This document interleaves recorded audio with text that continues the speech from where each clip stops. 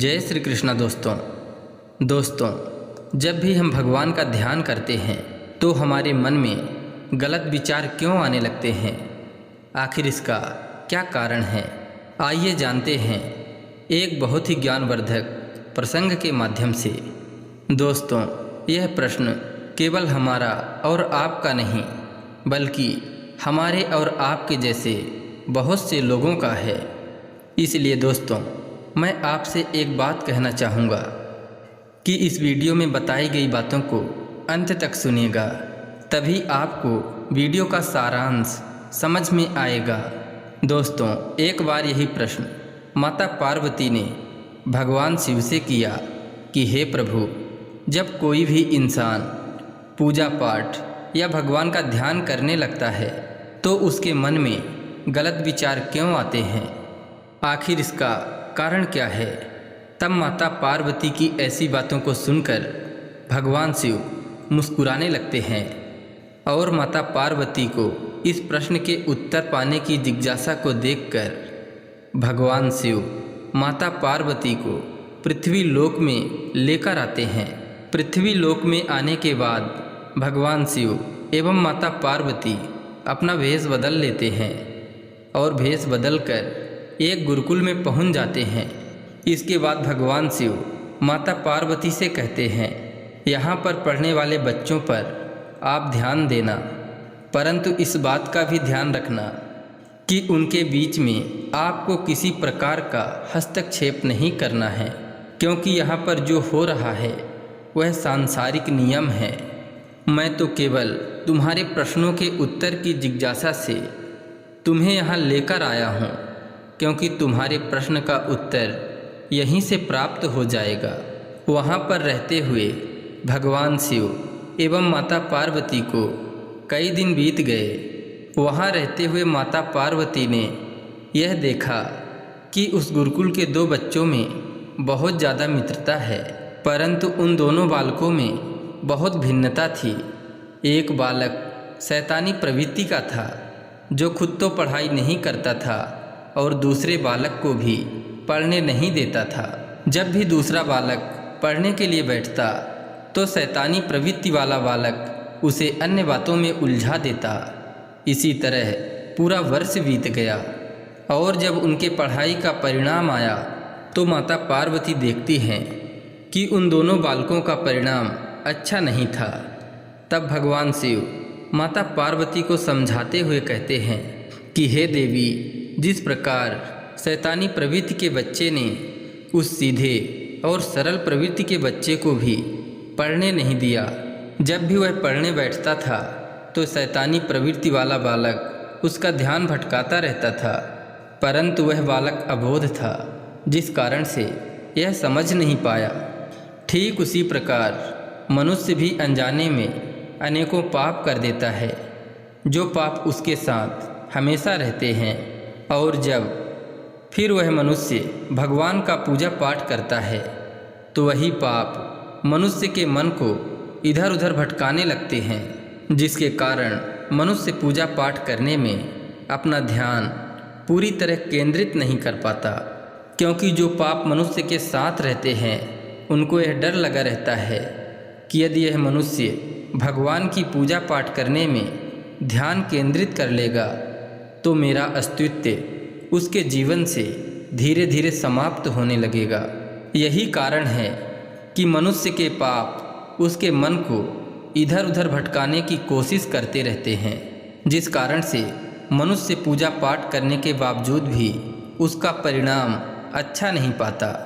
भगवान शिव की बातों को सुनकर माता पार्वती कहती हैं कि हे प्रभु, जो पाप मनुष्य अनजाने में कर देते हैं, अगर वह पूजा पाठ में ध्यान केंद्रित नहीं करने देंगे तो इससे बचने के उपाय क्या हैं।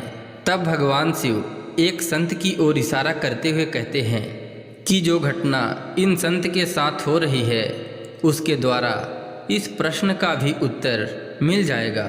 जिस संत की तरफ भगवान शिव ने इशारा किए थे वह संत प्रतिदिन सुबह 4 बजे ब्रह्म मुहूर्त में जगकर भगवान का पूजा पाठ किया करते थे, परंतु भगवान शिव की लीला के कारण उस दिन वह देर से उठे और देर से उठने के कारण वह संत भगवान का पूजा पाठ भी नहीं कर पाए, जिसकी वजह से संत बहुत निराश थे और उन्होंने कुछ खाया पिया भी नहीं। इसके बाद दूसरे दिन जब संत सो रहे होते हैं तब उनके कानों में कोई आवाज़ आती है कि हे मुनिवर, आंखें खोलो, तुम्हारी पूजा का समय हो गया है।